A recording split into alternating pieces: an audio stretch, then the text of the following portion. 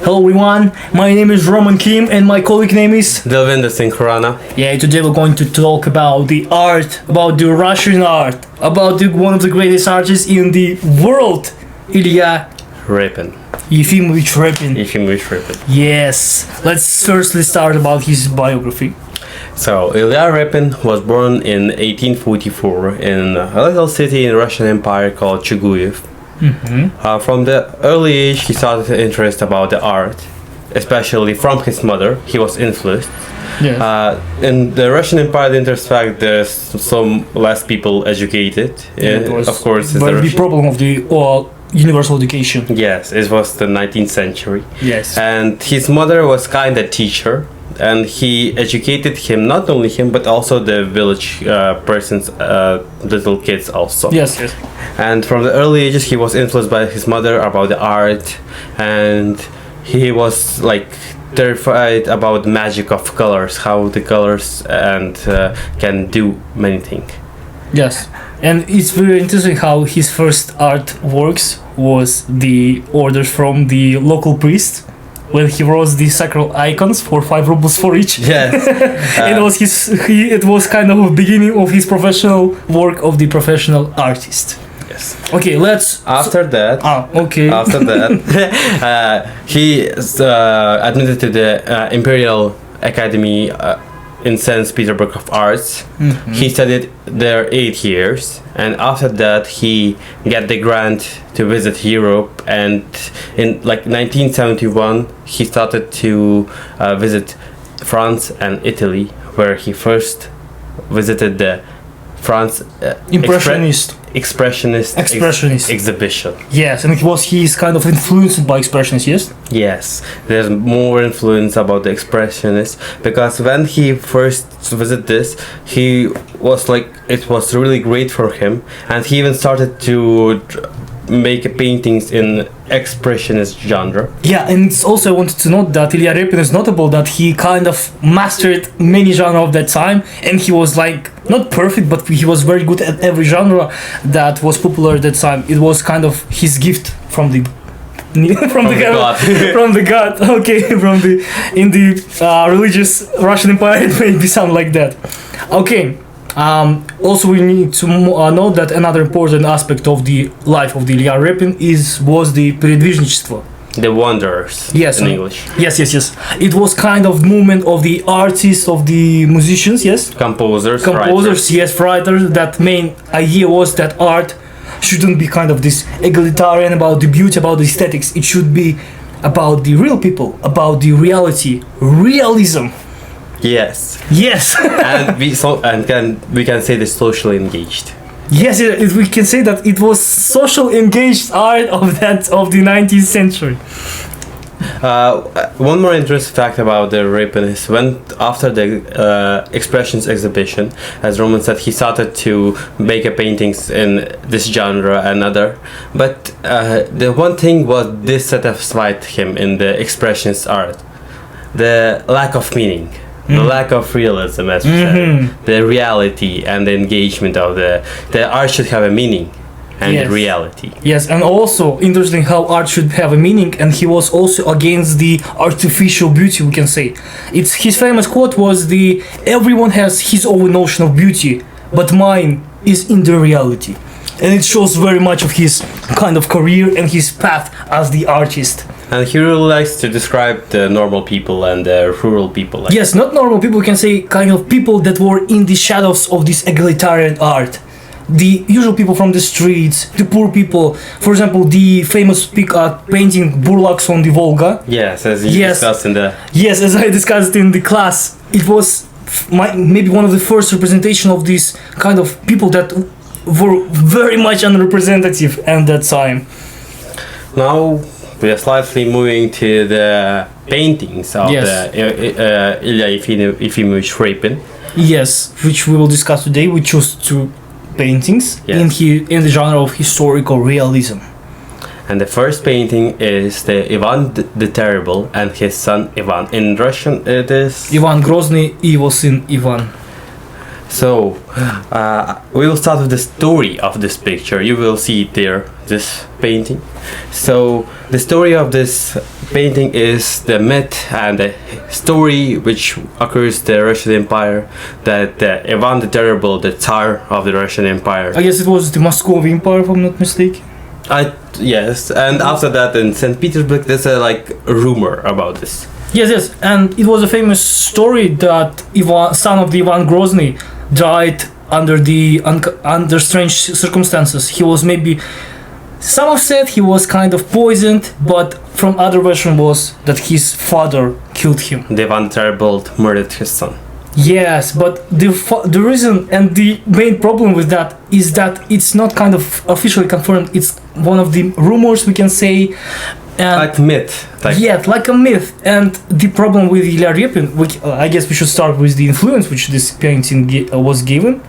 When it was released, it was very much controversy. Some of people liked very much this painting. Others hated it so much, and was so much against it that even got censored. Yes, by the Tsar. Yes. So in this painting we can see how the Ivan the Terrible, with his almost crazy eyes, but he recognized what he did, what the terrible aspect, like Ivan the terrible aspect, what he did, and we can see his son is really dramatically laying on his father. Yes. He's dramatically placing his hand of the father. Put on the shoulder that everything is okay. Yes, saying everything okay, and I understand, father. And he died, and it was so much energy and so much empathy, we can say, from this picture. Yes, and there are so many blood, which is not the usual thing at that time. Thing for at that time. Yes. Even the women lost their conscience when they're looking at the art. Yeah, that was an interesting thing. Yes. About the light and colors, there's in the Russian traditions the carpets made real. Yeah, some of the carpets that's hanging on the walls. Yes, hanging on the wall. Very realistic, and the lights are occurring on them straight. Yes, and we can say that the carpets are written kind of maybe not neatly. We can say that are a little bit schematic, a little bit blurry, like the Photoshop effect of the blurriness when the carpet. Yes, but the details of the Ivan Grozny and his son, their figures are very detailed. We can see the bones and the veins on the hands of the Ivan. Very precise. Here it is. Mm-hmm. Yes, bones. So he kind of decided to focus on the main characters rather on the background and the whole story. That kind of differed this picture from realism, but it's still in the realism genre. It was very controversial for that time because the Tsar is usually chosen by a god. He is terrifying, even the Ivan the Terrible, because he's a terrible guy. He can achieve anything. Okay, I won't say that he was a terrible guy, but he was kind of the very strict ruler. Very strict ruler. Yes, because we can even know that Stalin loved Ivan the Terrible very much because he kind of saw his reflection in it. So we can say he was terrible. He was kind of great ruler. No, the terrible is his title. Title. Yes. And the strict Tsar is is in fear, and he looks very weak. Yes, usually Tsars are represented as the strong, mighty people, mighty, as the serious look in their eyes. But we can say that here's the old madman who is in the hopelessness situation, and it's so different from the representation of Tsar of that time. So no doubt that Tsarist regime didn't like this painting very much. In Russian it would be said Dedushka. Dedushka, yes. Even this painting was stabbed by a person. Yes, it was a very famous story how one of the kind of religious, we can say activist, but religious person was looking at the painting for a lot of time, and suddenly he just shouted, "Enough of the bloodshed!" and stopped the pictures 3 times. And the restoration of the pictures is another interesting story which I wanted to share about. Okay, Ilya Repin. The attack on the painting happened in 1913, or that time. Ilya Repin was still alive and healthy, and everything was great. And the restoration team thought, it's a perfect opportunity. The original author is alive, and we can invite him to kind of work in the restoration. But the problem was that the Repin as the many artists, he was very self-criticizing himself. He was very kind of reflecting on himself very much, and he started to change his own building while restoration. He started to add some purplish color, some purple tone, and create another painting. And it was very funny story that restoration team was forced to kick him out of the process. Original after was kicked. It was very funny, and of course Repin was very upset about it. Yes, the main author has kicked the team after restoration. yes. Okay, let's from on this funny note. Moving to funny picture, funny painting. Funny painting. Okay. The next one is the Zaporozhye. the reply of Zaporozhian Cossacks to Sultan. Yes, to the Turkish Sultan. It's also another historical event, very famous in the Russian and Ukraine history. Okay, we can say that. The inspiration of this painting was actually by friend of the Ilya Repin.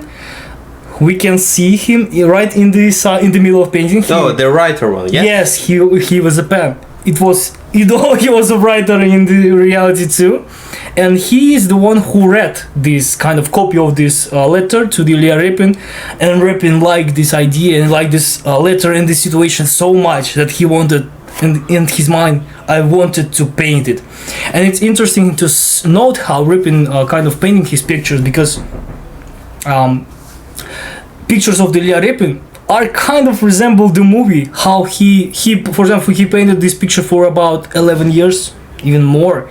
And for this picture, he collected everything about Zaporozhye. He traveled to Ukraine 2 times. He kind of talked with local people, walked with local people. He was even just going on the streets and trying to find the models, perfect of the models for his pictures. And it's very important to know that models in his paintings are not kind of imagined, not kind of created by themselves. They are real people. And it's also very interesting. For example, the the swords, the utvar, the items. Yes, the items are also real items, which was given to the Ilya Repin. Gifted to the Ilya Repin, and all these items, even the little guitar, the swords, the clothes, all these things he saw in real life. Yes, it was gifted by his friends, relatives, etc. He even collected some during his trip on the Zaporozhye. He was very influenced by the Russian writer poet Gogol. Yes. The Gogol's famous work, Taras Bulba. We can see even Taras Bulba and his son right in his picture. Yes. And I wanted to note about some of the models. For example, one of the models of these kind of Cossacks was Mamin Sibiryak. It's famous Russian writer. And it's interestingly how from Mamin Sibiryak he took eyes of Mamin Sibiryak to another. He took under lashes of the Mamin Sibiryak to the another person, and the mustache to the third one. It was very interesting how he hunted for real, but also he wanted to create something that he's envisioned in his mind, not only by just copying some person in the street. Talking about the main picture, we can see there's the main figure in the middle is a writer, and he is all around with the Zaporozhian Cossacks, which is very mighty culture and the nation, I would say. Yes, and also we can see that it's in the style of передвижничество, because these Cossacks not looking like the beautiful models. Yes, it's very realistic. Yes, how they kind of look very some of them look very unrepresentative. Some of them looks very fat and kind of skinny, and it was in the style of the Ilya Repin, writing not the aesthetic beauty, but writing the real beauty, the real. It shows the nature of the Cossacks, how they are. Yes, were funny, how there were some models from the Tsarist galleries. Yes, there's so many Cossacks around them, and we can see in the background there are different. Some of them with the scars, they have bandages and etc. Yes, the picture overall was written in the bright colors with the oil. Yes. Yes. And we can see that there was so many details, even in the not only in the models, but also especially on the items of the Cossacks, that it's literally looks like a photography. Yeah. That's the beauty of the realism in art. And the interesting thing that this painting is not very big. It's like a normal size painting, but the Ivan the Terrible and his son is a huge painting. Okay, I guess we finished about the paintings. Maybe we can say the concluding note that both of them was kind of not the 100% proven reality. Facts, not Yes. facts. The both of these stories were kind of myth. They maybe maybe they even not existed in the historical paradigm of this time, but the works of Ilya Repin kind of make it immortal. And every time when I hear that the story about the death of the Ivan, son of the Ivan Terrible, I think that Ivan Grozny killed his son. Yes, this is the power of the art. Yes, People started to think that this is the fact. How did Ilya Repin shows this? Ivan Terrible murdered his son, and they all started to believe them. And Yes, that yes. was the reason And- why it's censored by the Alexander III. Yes, because it was a big danger. It was a big responsibility for the art, because their works can be so influential that it even can rewrite the history. And it's questioning the might of the Tsar, so that's why it was banned. Yes, it was a very big pleasure working with you, talking with you, my friend. Yes, in the end, I want to say that Ilya Repin was a great artist from the realism movement. He was the part of the wanderers, which travel in the Europe and the Russian all over the country, and it makes him so much relevant and influence on people in his period. In that note, I want to thank my colleague, the Roman Kim. And Dilvinder Singh Khurana. We ended this podcast and we ended this art class. Thank you for watching us. If you have any question, we're waiting for you in the class. Yes, and we want to end with the scene from the Zaporozhian. Yes, from the movie, which kind of equalized filming this scene, how they're writing the picture. It was very funny. We're very grateful for your attention. Goodbye. Goodbye. Ты султан! Черт турецкий! Чертова брата и самого Люцифера секретарь! Да какой ты в черта рыцарь! Когда